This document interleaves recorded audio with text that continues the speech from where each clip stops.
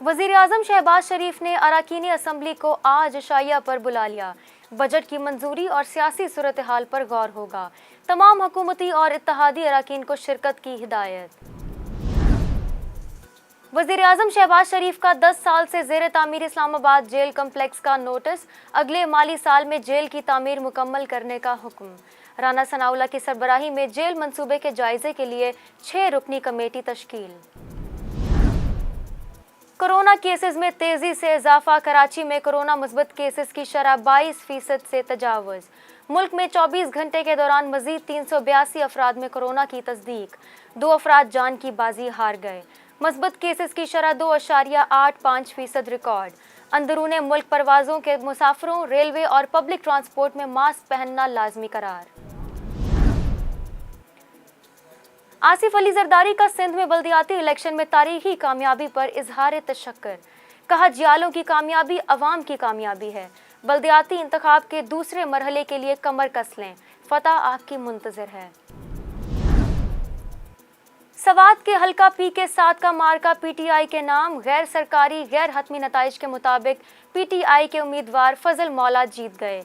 ANP के उम्मीदवार हुसैन अहमद दूसरे नंबर पर रहे।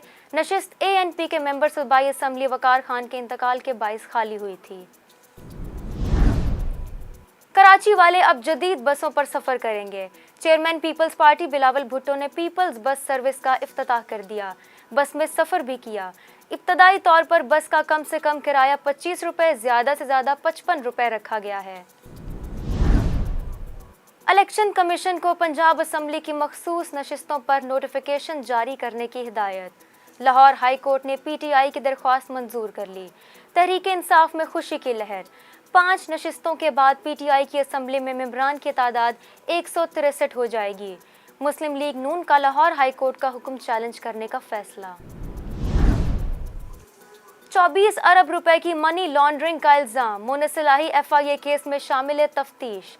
जमानत की रूपकार जमा करा दी। मुनसिलाही 4 जुलाई तक अबूरी जमानत पर हैं। महंगाई, करप्शन और सूद के खिलाफ जमाते इस्लामी का ट्रेन मार्च। शुरका का लाहौर में पड़ाव। अमीर जमाते इस्लामी सिराजुल हक कहते हैं, हुक्मरानों ने 22 करोड़ अवाम को यरगमाल बनाया हुआ है। हम मुल्क में अल्लाह का निज़ाम, जबकि ये लोग सूद और करप्शन का निज़ाम चाहते हैं। लोअर देर के सरकारी स्कूल की दीवार गिर गई, कई बच्चे मलबे तले दब गए। एक बच्ची की लाश निकाल ली गई। बच्चों को निकालने के लिए रेस्क्यू ऑपरेशन जारी।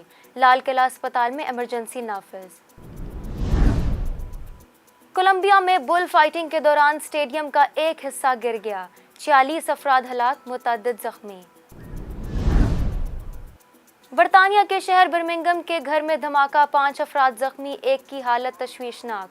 धमाके से करीबी घरों को भी नुकसान, गाड़ियों के शीशे टूट गए। धमाका कैसे हुआ, तहकीकात जारी। कौमी टीम की दौरा श्रीलंका की तैयारियां उरूज पर। मिडल ऑर्डर बल्लेबाज फवाद आलम ने ट्रेनिंग स्क्वाड ज्वाइन कर लिया। कौमी टीम का वार्म अप मैच शाम 6 बजे तक जारी रहेगा।